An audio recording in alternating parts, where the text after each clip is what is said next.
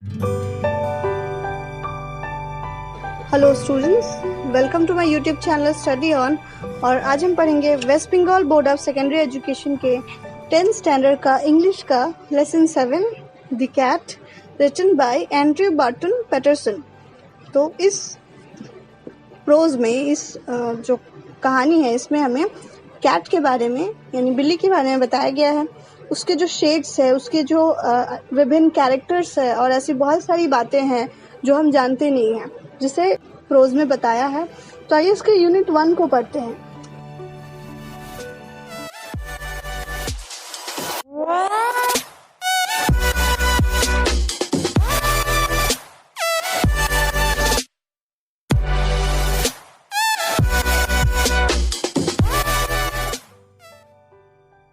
Most people think that the cat is an unintelligent animal, fond of ease and caring little for anything but mice and milk। तो ज़्यादातर लोग ये सोचते हैं, ज़्यादातर लोगों की ये धारणा है कि बिल्ली जो है एक मूर्ख जानवर है। फॉन्ड ऑफ ईज यानी जो इसे आराम पसंद है, फॉन्ड यानी प्रिय होना, ईज यानी आराम। तो इसे क्या पसंद है? ज़्यादा इसे आराम पसंद है। And caring little for anything, और बाकी चीज़ों की परवाह ये बहुत कम ही करती है, क्योंकि ये जो है आराम पसंद करने वाली जानवर है, लेजी जानवर है, तो इसीलिए और चीज़ों की परवाह ये नहीं करता। बट माइस एंड मिल्क, सिर्फ अपने खाने को छोड़ के। माइस यानी जो चूहे होते हैं और मिल्क यानी जो दूध। तो ये जो है हमेशा अपनी खाने के बारे में सोचते रहता है और बहुत ही लेजी जानवर है, ऐसा लोग जो है सोचते हैं एक बिल्ली के बारे में। But a cat has really more character than most human beings and gets a great deal more satisfaction out of life। लेकिन लेखक यहाँ कह रहे हैं कि एक कैट का, एक बिल्ली का इतना ज़्यादा कैरेक्टर्स है जितना एक ह्यूमन का भी, एक इंसान का भी नहीं हो सकता। तो एक इंसान से भी ज़्यादा एक कैट के जो है कैरेक्टर्स है। नाउ कैरेक्टर्स क्या होते हैं? कैरेक्टर्स जो है इंसान जो अपने लाइफ में अलग अलग चरित्र को जो प्ले करता है। जैसे मैं एक टीचर हूँ, मैं एक डॉटर हूँ, मैं एक सिस्टर हूँ, तो ये मेरे अलग अलग कैरेक्टर्स है। तो ऐसे ही बिल्ली जो है एक इंसान जितना कैरेक्टर प्ले कर सकता है, उससे भी ज़्यादा जो है बिल्ली के कैरेक्टर्स होते हैं, ऐसे लेखक कह रहे हैं। And gets a great deal more satisfaction out of life, और उसे अपनी ज़िंदगी से, अपने जीवन से बहुत ही संतुष्टि प्राप्त होता है। सेटिस्फैक्शन यानी संतुष्टि। तो कैट को अपनी लाइफ से बहुत ही ज़्यादा संतुष्टि प्राप्त होती है, क्योंकि ज़्यादातर लोगों को, ह्यूमंस में ये जो गुण है ये बहुत कम ही देखने को मिलता है। ही और she is an athlete, an acrobat and a grim fighter. तो ही एंड शी यहाँ पे कैट के लिए बोला गया है। तो कैट जो होती है एक एथलीट होती है, एक कलाबाज होती है और एक गंभीर सेनानी, एक जो सेनानी यानी एक योद्धा होती है। एक्रोबैट यानी कलाबाज और ग्रिम फाइटर यानी योद्धा। All day long, the cat loafs about house, takes things easy and allow himself to be pestered by attention of people in the house। तो कैट जो है और क्या करती है? वो सारा दिन घर में इधर से उधर घूमती रहती है। लोफ्स यानी घूमना, इधर उधर घूमना। तो कैट सारा दिन घर में इधर से उधर घूमते रहती है, चीज़ों को बहुत ही आसानी से लेती है। कोई भी चीज़ उसके सामने कुछ भी हो, वो ज़्यादा जो है उस पर रिएक्शन नहीं देती, ठीक है। तो बहुत आसानी से चीज़ों को लेती है और खुद को घर के लोगों के नज़रिए पर हावी होने देती है। हावी होने देना यानी अटेंशन ले पाना चाहती है लोगों का।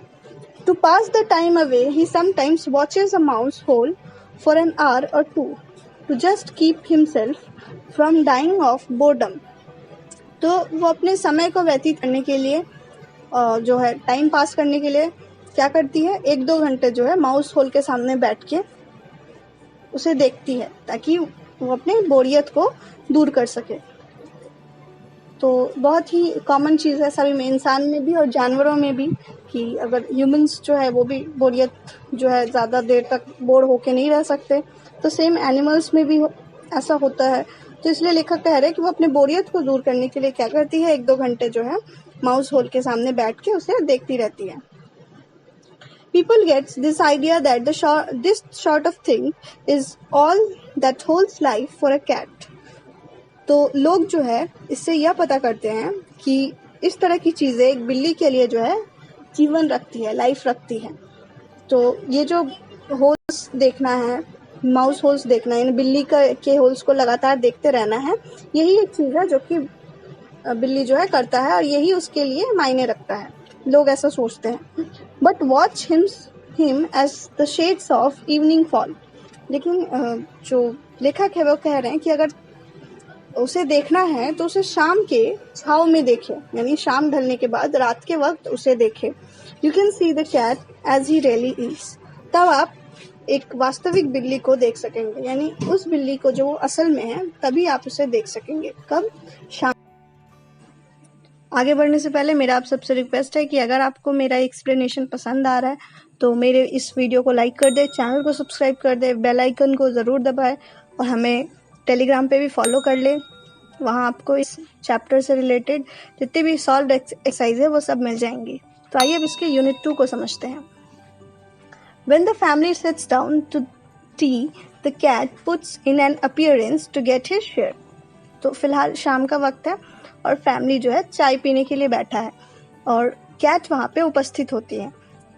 अपीयरेंस यानी उपस्थित होना, कैट वहाँ आती है, उपस्थित होती है तो गेट हिज शेयर, अपना हिस्सा पाने के लिए।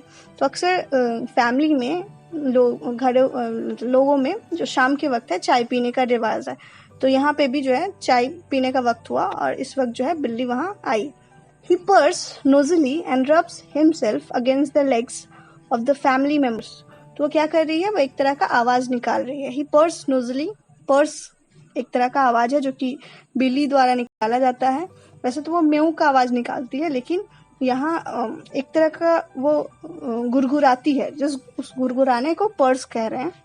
He purrs nosily and rubs himself against the leg of the family members. और अपने आप को जो परिवार के जो सदस्यों के पैरों के खिलाफ जो है रगड़ती है।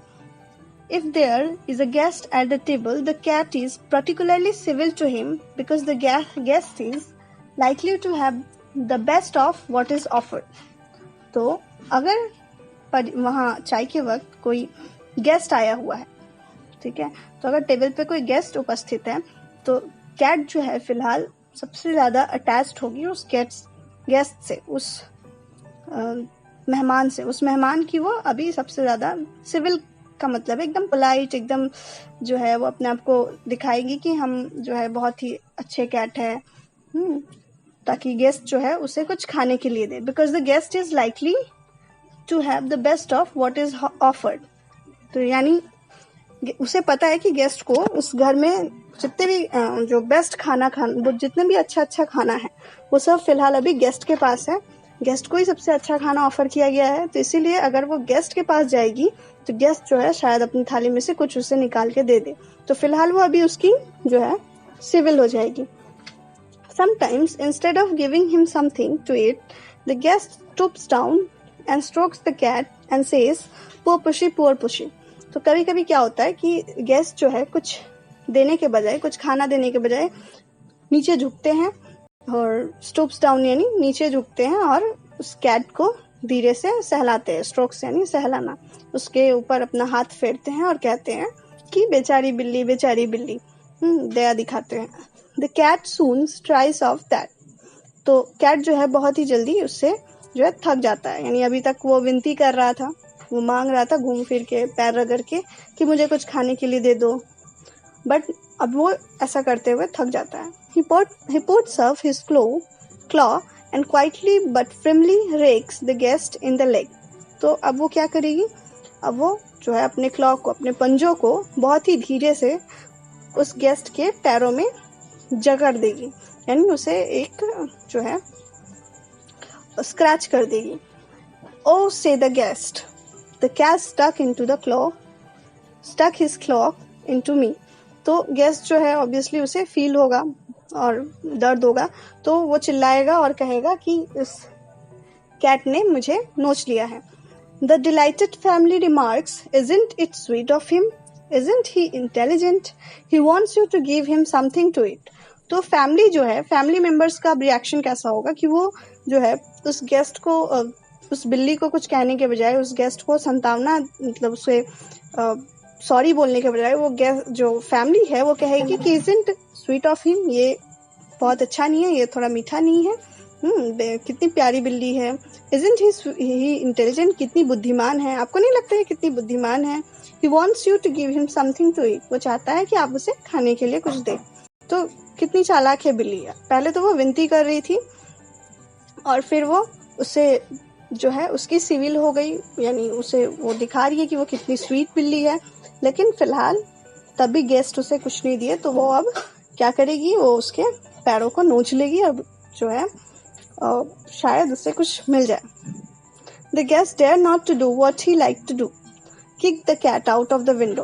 तो गेस्ट जो उसकी मन में जो हो रहा है, यानी वो मन में बहुत ही गुस्से में है और बहुत ही उसे दर्द हो रहा है, तो उसके मन में एक तरह का जो है विचार आएगा कि इस बिल्ली को उठा के फेंक दिया जाए, लेकिन वो ऐसा कर नहीं पाएगा। The guest dares not to do what he like to do, यानी वो जो चाहता है, उसकी वो जो करने के लिए जो इच्छा रखता है, वो अभी वो कर नहीं पाएगा। So, with tears of rage and pain in his eyes, he affects to be very much amused and sorts out a bit of fish from his plate and hand it down. तो गुस्से से और दर्द से, जो दर्द के आंसू और गुस्से के आंसू है, उसको वो पी के, और वो भी एक अम्यूज होने का, यानी वो भी आश्चर्य होने का ढोंग करेगा, नाटक करेगा और फिर कहेगा कि हाँ हाँ सच में बहुत ही अच्छी बिल्ली है, बहुत इंटेलिजेंट है, और फिर अपने प्लेट में से एक मछली का टुकड़ा जो है निकाल के दे देगा, यानी बहुत ही भारी मन से जो है वो ऐसा करेगा। The cat gingerly receives it with a look in his eyes that says, "Another time, my friend, you won't be so slow to understand." तो इस वक्त कैट क्या करेगी, उस जो मछली का टुकड़ा है उसको बहुत ही सावधानी पूर्वक, जिंजरली यानी बहुत ही आराम से, सावधानी पूर्वक जो है उसे ले लेगी और एक ऐसा लुक देगी जिससे गेस्ट को फील होगा कि वो मुझे बताना चाह रही है कि दूसरी बार शायद तुम समझने में इतनी देरी नहीं करोगे। He purrs as he retires to a safe distance from the guest boot before eating his food. तो फिर वो गेस्ट के पैरों से थोड़ा दूर हो जाएगी, उसके बूट से जो है अपने खाना को लेके दूर चली जाएगी, ताकि उसके, हो सकता है अभी वो गेस्ट अभी भी गुस्से में हो, कभी भी उसे लात वात मार दे, अपने बूट से उसके खानों को दबा दे, तो इसीलिए वो बिना देर किए हुए उसके अपने खाने को उठाती है और उसके जितना जल्दी हो सके उससे दूर चली जाती है। तो अब इसके थर्ड पार्ट को देख लेते हैं, थर्ड यूनिट को। When the family has finished tea and gathered around the fire, the cat casually goes out of the room. तो परिवार ने चाय खत्म कर ली, और जब परिवार चाय खत्म कर लेती है तो सभी आँख के सामने इकट्ठा होते हैं, और तब बिल्ली को महसूस होता है कि उसका इस कमरे में अब कोई काम नहीं है, तो वो उस कमरे से बहुत ही लापरवाही कैजुअली, यानी बहुत ही लेजीनेस के साथ, बहुत ही आराम से उस रूम से निकल जाती है। True life now begins for him. तो जो लेखक है वो कह रहे हैं कि अब उसका जो है सच्चा लाइफ, जो ट्रू लाइफ है, यानी असली जीवन जो है शुरू होता है। He saunters down his own backyard, springs to the top of the fence and drop lightly down to the other side. तो वो धीरे से, शॉन्टर्स यानी धीरे से अपने घर के बैकयार्ड में यानी घर के पिछले हिस्से में जाता है। springs to the top of the fence, और फेंस के ऊपर एक स्प्रिंग के तरह उछलता है। फेंस यानी जो दीवार, जो बाउंड्री हम लोग बनाते हैं घर के चारों आसपास, उस बाउंड्री के ऊपर वो स्प्रिंग करके यानी उछल के जो है चढ़ता है। Drop slightly down to the other side, और दूसरे साइड में दूसरे तरफ जो है उछल के गिर जाता है, मतलब वो दीवार जो है फांद लेता है। He trots across and skips to the roof of an empty shed. तो वह पार करके और क्या करता है, खाली से छत के शेड पे चला जाता है। एम्प्टी शेड यानी खाली से छत के ऊपर चला जाता है। His movement becomes lithy and panther-like. अब उसका जो मूवमेंट यानी उसकी जो चाल है, उसका जो चलने का तरीका है, वो एकदम लिथी हो जाता है। लिथी कहने का मतलब एकदम ज्वलंत, एकदम भयंकर। And panther-like, panther is a animal, ठीक है, एक एनिमल है और बहुत ही अच्छा प्रेडेटर माना जाता है उसको। तो उसकी तरह उसकी जो चाल है वो हो जाती है. He looks nimbly from side to side and moves noiselessly, for he has so many enemies, dog and small boys and with stones. तो जो है वो बहुत ही आराम से, बहुत ही धीरे धीरे से एकदम साइड टू साइड देख देख के आगे बढ़ता है और पूरी निर्भरता से, नॉइजलेसली यानी पूरी एकदम शांति से, कोई आवाज नहीं करके, ठीक है, धीरे धीरे आगे बढ़ता है. क्यों? क्योंकि उसके बहुत सारे एनिमीज है, उसके बहुत सारे दुश्मन है, जैसे कि कुत्ते और छोटे छोटे बच्चे जो कि स्टोन से कभी कभी उसको मारते भी है. तो इन लोगों से बच के वो एकदम धीरे से जो है उस रास्ते से गुजरता है ताकि कोई उसे देख ना लगे. On the top of the shed, the cat arches his back and rakes his claws once or twice through the soft bark of the old tree. तो शेड पे पहुंच पे यानी छत के ऊपर जाके वो क्या करता है, अपने आप को आर्च करता है. आर्च करने का मतलब है कि खुद को जो है स्ट्रेच करता है. जैसे हम सो के उठने के बाद अपने बॉडी को स्ट्रेच करते हैं, वैसे ही वो अपने आप को स्ट्रेच करता है और वहां जाके अपने क्लॉज को, अपने पंजों को एक दो बार उस बार्क के ऊपर जो है वो घसता है. और बार्क जो है एकदम सॉफ्ट लकड़ी की बनी हुई है और उसके ऊपर वो अपने पंजों को जो है घसता है. He stretches himself a few times to see if every muscle is in full working order. तो वो अपने आप को एक दो बार अच्छी तरह से स्ट्रेच करता है कुछ मिनटों तक, ताकि उसके मसल्स को, जो कि वो चेक करता है कि उसके मसल्स ठीक है या नहीं, यानी सब काम कर रहे हैं या नहीं. Then, dropping his head nearly to his paws, he sends across a call to his kindred. तो अपने वो सिर को उठा के अपने पॉज तक, ठीक है, अपने सिर को एकदम उठा के अपने पॉज तक, जो उसके जो आत्मीय है, जो उसके जो संबंधी है, उसको वो एक तरह का हिंट भेजता है, एक तरह का जो है मैसेज भेजता है आने के लिए, इकट्ठा होने. Before long, they come digging graceful shadows. और देर होने से पहले ही जितने भी जो ग्लाइडिंग ग्रेसफुल शैडोज हैं, जितने भी उसके जो आत्मीय हैं, वो वहां पे इकट्ठा हो जाते हैं. No longer are they the meek creatures who an hour ago were moving for fish and milk. They are now grim fighters. तो लेखक यहाँ बोल रहे हैं कि जो क्रिएचर अभी थोड़ी देर पहले इतने नम्र थे, इतने छोटे छोटे मछली के टुकड़ों के लिए, दूध के लिए, खाने के लिए जो गिरगिरा रहे थे, वो अभी कुछ देर बाद ही जो है इतने जो है ग्रिम फाइटर यानी एक इतने भयंकर लड़ाकू के तरह बिहेव कर रहे हैं. Just think how much more he gets out of his life than you do out of yours. तो लेखक यहाँ हम सभी को बोल रहे हैं कि एक बार सोच के देखो, ठीक है, कि तुम अपने लाइफ से कितना कुछ पाते हो, तुम अपने लाइफ में कितने किरदार निभा पाते हो जितना कि ये कैट निभाता है. And the sports they have to. और स्पोर्ट्स यानी वो बहुत स्पोर्टी भी है, उसके गेम्स भी, यानी वो जो है दौड़ने में और जो है एकदम प्रे को पकड़ने में जो है बहुत ही फास्ट है.